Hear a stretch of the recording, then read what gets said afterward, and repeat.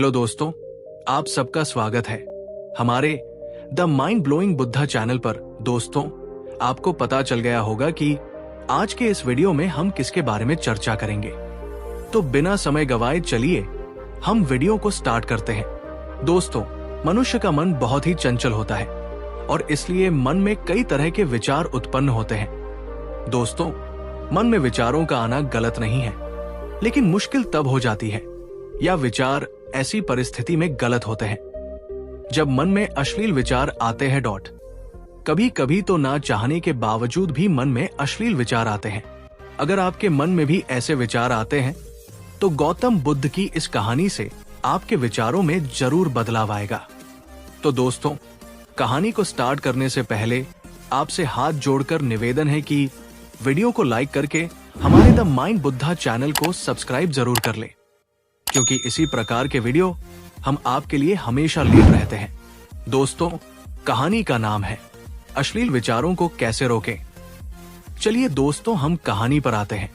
बुद्ध अपने भिक्षुओं को उपदेश देने के साथ ही उन्हें भिक्षाटन के लिए भेजते थे।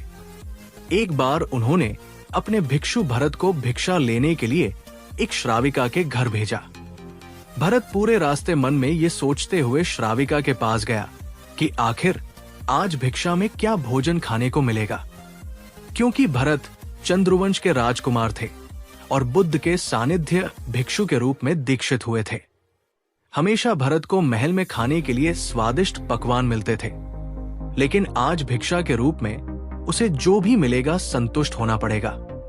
श्राविका के घर पहुंचकर भरत ने भिक्षा मांगी। श्राविका ने भरत को बैठने के लिए कहा और भोजन लाने के लिए घर के भीतर चली गई। इधर भरत फिर से अपने प्रिय भोजन के बारे में सोचने लगे और जैसे ही श्राविका भोजन लेकर आई तो भरत अचंभित रह गए। भरत ने देखा कि श्राविका ने उनके लिए उनके पंसदीदा पकवान परोसे हैं और अपने प्रिय भोजन को देखकर वो खुश हो गए। भोजन ग्रहण करते हुए भी भरत सोच रहे थे कि महल में तो उन्हें भोजन के बाद विश्राम करने की आदत है, लेकिन आज उन्हें भोजन के बाद वापस तेज धूप में चलकर आश्रम जाना होगा। लेकिन भोजन के बाद श्राविका ने भरत को कुछ समय के लिए विश्राम करने का आग्रह किया। भरत फिर से खुश हुए कि आखिर आज उनके मन की सारी इच्छाएं कैसी पूरी हो रही है। इसके बाद भरत कुछ देर विश्राम करने लगे, लेकिन विश्राम करते हुए भी लेटे लेटे वो सोचने लगे कि आज तो मुझे भोजन के बाद विश्राम करने को मिल गया, लेकिन ऐसा रोज रोज नहीं होगा। जब भरत विश्राम के बाद उठे तो श्राविका ने कहा कि आप जब तक चाहे यहाँ ठहर सकते हैं। भरत अब समझ गए कि ये कोई संयोग नहीं हो सकता। उन्होंने श्राविका से कहा कि मुझे क्षमा कीजिए, क्या आप मेरा मन पढ़ सकती हैं? श्राविका ने हमें उत्तर दिया और कहा कि हाँ, मैं मन पढ़ सकती हूँ। शुरू में ये कठिन था, लेकिन फिर मैंने स्वयं के मन विचारों को देखना शुरू किया। पहले मेरे विचारों की संख्या अनगिनत हुआ करती थी। इसके बाद मैंने विचारों पर ध्यान केंद्रित किया, बिना पक्ष विपक्ष के अपने विचारों को देखने लगी। इस तरह से धीरे धीरे मेरे मन में विचारों की संख्या कम होती गई और सारे व्यर्थ विचार दूर हो गए। इसके बाद से ही मैं दूसरों के मन में चल रहे विचार को पढ़ लेती हूँ। हालांकि श्राविका की बात सुनकर भरत घबरा गए। इसके बाद भरत ने श्राविका से आज्ञा ली और आश्रम के लिए निकल पड़े। रास्ते में भी भरत फिर से मन में आए विचारों का स्मरण करने लगे कि श्राविका के बारे में उसके मन में अश्लील विचार भी आए थे। श्राविका ने उसे भी जान लिया होगा, वो मेरे बारे में क्या सोचती होगी। भरत खुद को लज्जित महसूस कर रहे थे। भरत ने आश्रम पहुंचकर गौतम बुद्ध से कहा कि अब मैं कभी भिक्षाटन के लिए नहीं जाऊंगा। बुद्ध ने भरत को पास बुलाया और कहा कि क्या हुआ है, तुम मुझे सारी व्यथा बताओ।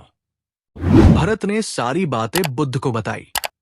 इसके बाद बुद्ध ने कहा कि अगले एक हफ्ते घर पर जाओगे, लेकिन तुम्हें इस बात का ध्यान रखना होगा कि कल भिक्षाटन के लिए जाते हुए तुम अपने चित्त को पूरे होश में रखना। तुम्हारे भीतर क्या विचार उठे उन पर ध्यान केंद्रित करना और यह भी ध्यान रखना कि तुम्हारे मन में कौन सी वासना उठ रही है। तुम कल इन सभी चीजों को ध्यान में रखकर जाना और इसके बाद मुझे वापस आकर बताना। अगले दिन भरत भिक्षाटन के लिए गए। बुद्ध के बताए अनुसार वो पूरे रास्ते अपने होश को जागृत रखते हुए चल रहे थे। जब श्राविका का घर आया तो भरत ने भिक्षा मांगी।